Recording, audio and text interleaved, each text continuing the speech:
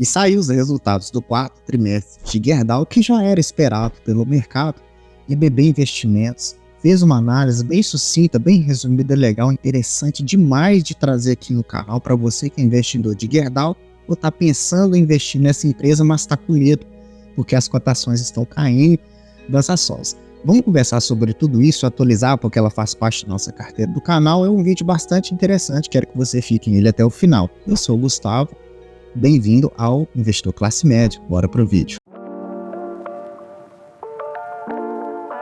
E pessoal, o resultado do quarto trimestre de 2023 da Gerdau, finalizando o ano de 2023, já não é novidade. O mercado já mais ou menos previa o que ia acontecer com os números. E o mercado sempre se adianta com relação a essas questões de valores, de receitas, das análises das empresas. Então é o seguinte, de acordo com a BB Investimentos, que foi um relatório da Mali Silva, que é a CNPI, então, o seguinte, o resultado segue pressionado.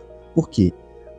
Os números foram ruins do lucro, o lucro foi menor do que o ano passado, a gente teve menos venda, teve menos margens, porque a piora do ambiente competitivo do Brasil. Vendeu menos aqui dentro. E outra coisa que aconteceu que está impactando muito as siderurgias, as mineradoras, é a questão do aço chinês. Realmente está pesando muito para nós aqui do Brasil. A penetração do aço chinês no Brasil já atingiu um topo histórico de 25% em dezembro de 2023. Pode parecer um número pequeno, mas isso impacta muito os nossos números. O que acontece com isso, pessoal? O aço que é produzido lá na China, ele é um aço de qualidade inferior ao aço que nós produzimos no Brasil, porque o minério chinês é um minério menos rico em minerais. O nosso minério aqui brasileiro, ele é muito rico, então dá para se fazer um aço de extrema qualidade. Já quando se produz um aço mais barato, você tem mais margem para vender a um preço muito mais barato. Dados também que a mão de obra chinesa é infinitamente mais barata do que a nossa mão de obra. Então pensa, uma produção em excesso de aço chinês exportando para o mundo inteiro. O brasileiro, quando vai comprar o aço, para ele importar esse aço da China ou comprar aqui do Brasil, é muito mais barato ele comprar o aço chinês do que usar o aço da Gerdau, ou da Usiminas, ou da SSN. Então isso vem pesando muito nos números. Então as margens das empresas, elas ficam muito justas, né? Não é que a Gerdau deu prejuízo, a Gerdau lucrou menos. Então se a empresa ela lucra menos, ela tem um valuation um pouco menos atrativo, que faz o valor da ação se ajustar com esse valuation. Então quando dá muito lucro, a empresa tem a cotação mais elevada. Quando dá menos lucro, tem a cotação ajustada para quê? Certo? Por isso que tem essa variação negativa. Então, no consolidado, houve queda em todas as linhas, tanto na comparação trimestral quanto anual dos números. A receita líquida foi de 14 bilhões de reais, o que foi 13% menos do que o ano passado, quando se compara 2023 com 2022. O EBITDA ajustado também é a capacidade de geração de caixa, né, o lucro operacional. Quanto gasta para fazer o aço, quanto vende. É para mais ou menos basicamente isso aí, que teve ali um EBITDA ajustado de 2 bilhões, o que foi 39% comparado ano a ano. Em 2022 e 2023, 39% menos. E o lucro líquido, que é o que sobra ali em tese, 732 milhões, 54% menos do que 2022. Então observa, é uma empresa que deu um lucro, sim, um lucro satisfatório, porém, quando se compara com o ano anterior, foi um resultado bem aquém. Devido ao quê? Devido a menos venda no mercado interno e menos venda na exportação por concorrência do mercado chinês. Todavia, o benefício ainda que a Gerdau se mantém é a sua alavancagem, ou as suas dívidas estão muito baixas. A gente tem um indicador que é o dívida líquida por EBITDA, que tem um patamar de 0,4. Então é muito controlado o caixa da empresa. Então isso me deixa confortável em ser um acionista, lembrando que não é indicação de investimentos, tá? E o seguinte, o que acontece também? Então, diante desse cenário, a Gerdau anunciou que um plano de investimento para 2024 de 6 bilhões. Então observa uma empresa que já é grande, com planos de crescer ainda mais. O que ela vai fazer com esses investimentos? Ela tem os projetos de manutenção e incentivo ao aumento de competitividade, para que ela vai melhorar a produção, né? Otimizar os processos de produção do aço para que se produza mais ou se produza com maior efetividade e menos custos, aumentando sim a rentabilidade. Também vai haver uma modernização nas plantas da empresa para ficar mais eficiente o seu processo, tá bom?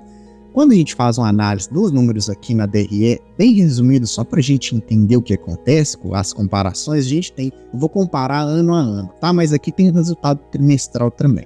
O seguinte, de receita líquida, a gente percebeu 18% a menos, porque vendeu menos no Brasil 12%, vendeu menos na América do Norte, vendeu menos na América do Sul e vendeu menos os aços especiais, em comparação com o ano passado, mas vendeu e teve lucro. É esse ponto que eu quero chegar, tá? Diferente quando você investe em uma empresa que fica dando prejuízo, que a gente tem aqui muito, por exemplo, né? Então a gente tem o EBITDA 43% menor, o lucro líquido 45% menor, aqui de acordo com esse gráfico, né? Por quê? E 2023, 732, já no ano passado foi de 1,3 bi. Então isso que fez essa diminuição de 45%, tá bom? E o que se espera? As perspectivas do mercado que está acontecendo é o seguinte: por um lado, as empresas siderúrgicas pressionam o nosso governo para quê? Para que se imponha uma taxa ou aumente uma taxa sobre a importação do aço chinês, para que o mercado nacional fique mais competitivo. Então é o seguinte, já tem uma margem pequena de produção de aço e venda aqui no Brasil. Se o mercado chinês vem e chega muito barato, fica desleal. Então não é só o Brasil que faz isso, tá, pessoal? São todos os países, inclusive os Estados Unidos, está fazendo isso fortemente. O que ele faz? Ele joga um imposto a mais sobre a importação do aço chinês, para que se equipare para quando o engenheiro vai analisar o aço, assim, tá, eu prefiro usar então o aço que é de muito melhor qualidade do que um aço que tem uma qualidade inferior, mas que não é tão barato assim mais. Então isso é o que se tende, é o que as empresas estão pressionando, mas não tem nenhum avanço sobre esse processo, dados que o nosso governo atual, salve qualquer tipo de ideologia política, tem uma certa atratividade com a China. Então esse pode ser um ponto de imparidade. Se eu estou querendo fazer mais amizade com o governo chinês, como que eu vou taxar muito o aço deles aqui dentro? Então fica nessa briguinha aí entre eles, e as empresas aqui sofrem mais, e fica até me perdi, nessa confusão toda, tá, pessoal? Por outro lado, as expectativas que o cenário para a América do Norte continue favorável, porque sempre está exportando alguma quantidade ali, um aço de melhor qualidade. Então os avanços aí seguem a níveis competitivos e saudáveis, acima da competitividade das outras companhias. Então a Gerdau, ela utiliza muito isso. Lembrando também que um ponto positivo é que ela recicla muito aço também, a Gerdau. E nessa imparidade com o governo, o que Gerdau faz além de projetar os investimentos de 6 bilhões? Vai começar um plano de demissão para enxugar os gastos da empresa, porque afinal de contas a empresa vai chegar um momento que ela pode dar prejuízo. Então, para isso não acontecer, os diretores começam a enxugar todos os gastos, e o gasto com o pessoal é um desses gastos. Então, há um plano. Já que a gente não vai conseguir taxar o aço chinês, a gente precisa diminuir o número de empregados, porque aí sobra mais margem. Então, esse é o ponto negativo, mas um ponto que precisa ser trabalhado, digamos assim, né? E sobre as cotações, com isso, como o mercado já espera, a gente percebe, após esse resultado, a gente não teve uma queda brusca do que estava. Inclusive, a ação até subiu um pouquinho quando a gente analisa a Goal 4 ou a GGBR3. Então, por quê que não aconteceu? Se ela reportou um resultado 45% inferior, por que a cotação não caiu mais? Porque o mercado já estava sabendo disso. Já tinha se reportado um cálculo para que a produção fosse menor mesmo. A gente já sabia, então o mercado se adiantou e as ações já estavam precificadas, né? Inclusive, ela vem aí se arrastando abaixo de R$10 por algumas semanas. Eu, inclusive, estou fazendo os aportes. Quando a gente olha o lucro versus a cotação, a gente percebe que tem um gap grande entre lucro e cotação. permitindo com que a gente negocie Gerdau com mais atratividade, aqui igual ao 4, tá? Quando a gente analisa os indicadores de igual ao 4, a gente percebe que o PL está muito barato, preço-lucro, né? 3,82, indicando que daqui a 4 anos, mais ou menos, a gente reaver o capital que a gente investiu nisso, negociando a um preço sobre o valor patrimonial quase pela metade ali, de 0,58, um EV/EBITDA muito baixinho também, para você ter uma média, a gente já negocia abaixo de 7, imagina com 1,07, né? Dívida líquida por EBITDA muito baixa, então a gente tem um crescimento de receitas aí bastante interessante nos últimos 5 anos, então é uma empresa que, para quem é um buy and hold, né, para quem quer comprar para via previdenciárias, eu particularmente, com a minha opinião pessoal, eu acho uma empresa interessante de você estudá-la para ver se cabe na sua tese de investimento. Lembrando que esse é o que todo mundo diz, que os momentos melhores para se comprar é quando todo mundo bate na empresa.